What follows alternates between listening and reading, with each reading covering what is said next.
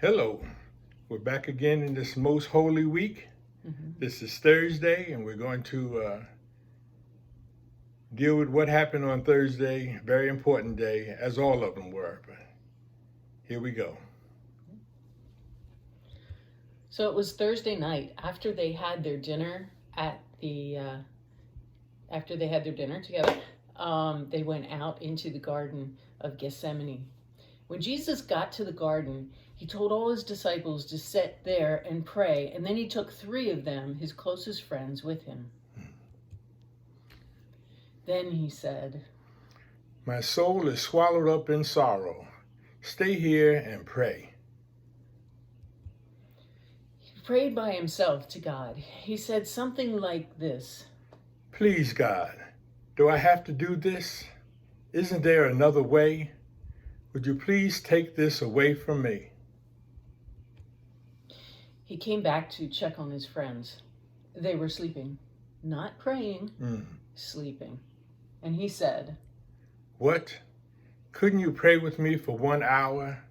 Watch and pray that you may not enter into temptation. The spirit is willing, but the flesh is weak. So Jesus went back and prayed some more.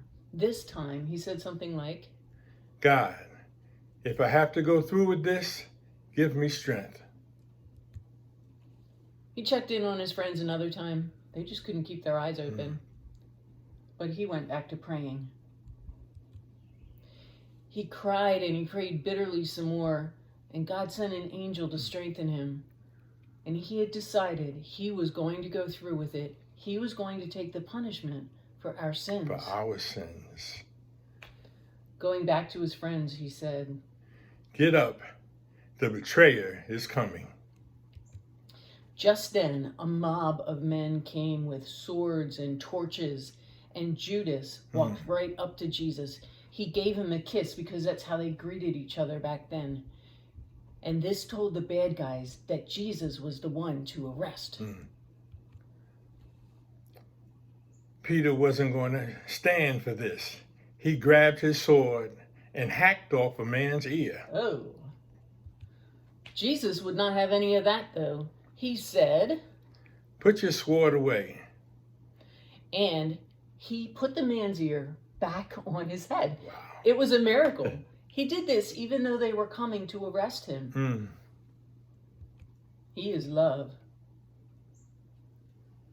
They put Jesus on trial in the middle of the night. They were trying to find something he had done wrong, but they couldn't, so they were trying to agree on a lie.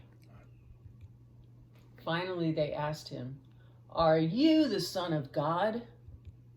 And he said, Yes, I am. Ooh.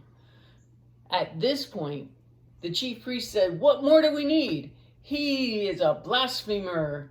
And they ripped open their shirts to show how upset they were. They started to hit him and beat him.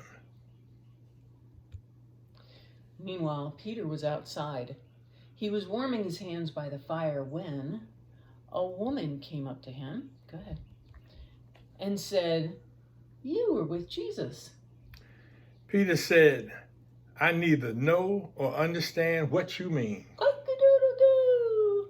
The rooster crowed the first time. A little while later, she said to some other bystanders, This guy was one of them. No, I am not. This was lie number 2. Then some of the people said, You are one of Jesus's men. We can tell that you're a Galilean. Peter started to swear and say bad words and say, No, I am not. Cock-a-doodle-doo. Peter sadly remembered. Jesus said he would deny him 3 times before the rooster crowed 2 times. And that's exactly what happened. He felt terrible. He went out and cried bitterly. You know, sometimes we do bad things, Poppy. And that is why Jesus had to die on the cross, to save us from our sins. We cannot be perfect ourselves. That's right. But Jesus was, and he took the punishment for our sin. So all we have to do is ask him, and he will forgive us. He sure did forgive Peter. Yes, he did. Tomorrow's an important day, so we will see you tomorrow earlier in the day. Try to tune in around 1 o'clock when Jesus was on the cross.